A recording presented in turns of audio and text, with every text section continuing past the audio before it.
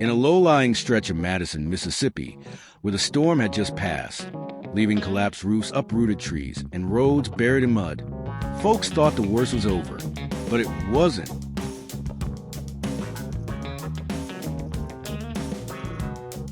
As night fell, waves of wild hogs surged out of darkness. Drawn by the scent of freshly torn earth and field-stripped of fences, they came fast and without warning.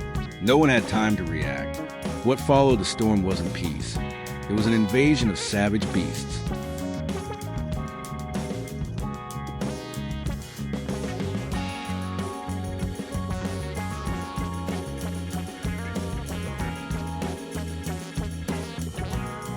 They couldn't just stand by and watch their fields get torn apart. Farmers and hunters had to step in. They brought everything they had, old tricks and new tech, from mechanical traps to infrared systems with motion sensors linked to their phones. When enough hogs gathered, the trap would snap shut in an instant.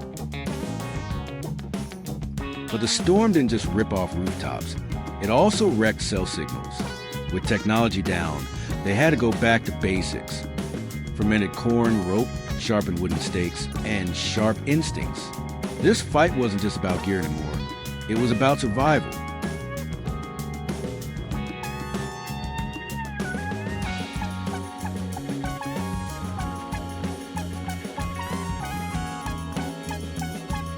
Corn was cooked thoroughly and left to ferment for days, giving off a sharp, sour smell, like homemade liquor, that could carry for dozens of meters through the damp night air. It was a scent wild hogs couldn't resist.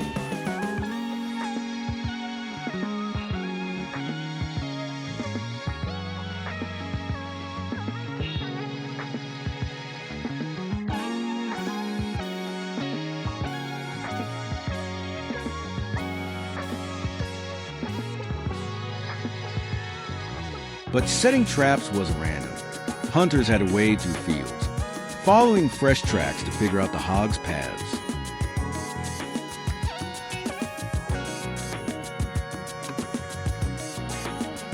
The ground here, soaked after rain, turned to mush. Traps would collapse if not anchored properly. They had to drive stakes over a meter deep or tie steel frames tightly to big trees. With no machines to help, everything had to be done by hand.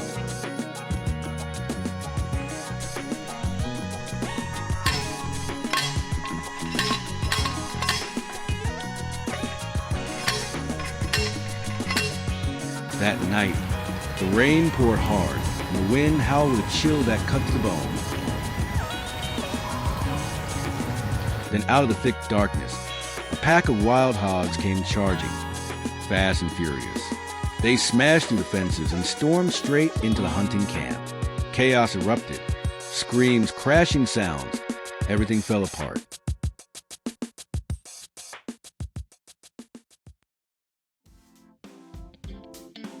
We were caught off guard, no time to take position. All we could do was grab sticks and fight them off the best we could. Then, boom, a gunshot tore through the night. At that moment, it was no longer a hunt. It had become a battle between man and beast.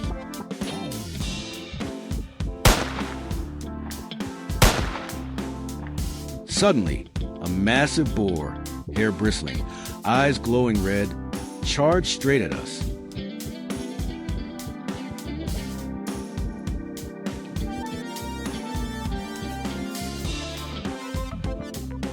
Instinct kicked in. I raised my shotgun and pulled the trigger when the beast was less than 10 feet away.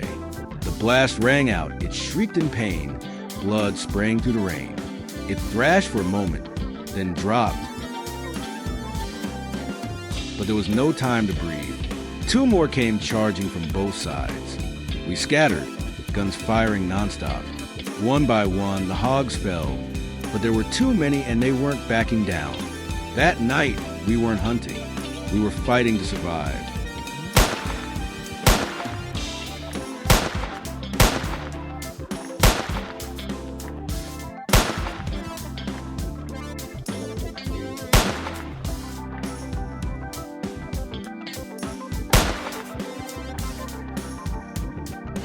As the first light of dawn broke, the sight before us left everyone speechless.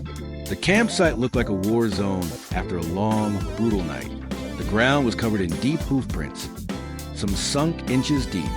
Young trees were gnawed down to stumps, and even thick steel trap frames had been bent like twigs. It was clear these hogs weren't just out for food. They were testing us, pushing back, step by step.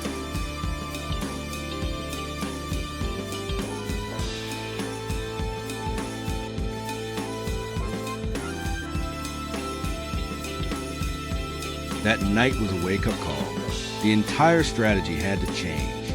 Guard shifts were doubled, rotating every 3 hours with eyes always on the field. Drones were sent up for constant aerial sweeps. Each trap was now equipped with GPS and vibration sensors as sensitive as human skin. Before setting traps for entire herds, they ran tests on smaller groups of 20 to 30 hogs. Every detail had to be spot on.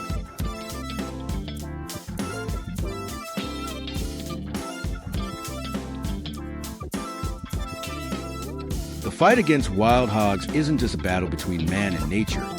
It's a testament to resilience, survival instinct, and the unshakable will protect the peace of this farming land and its people.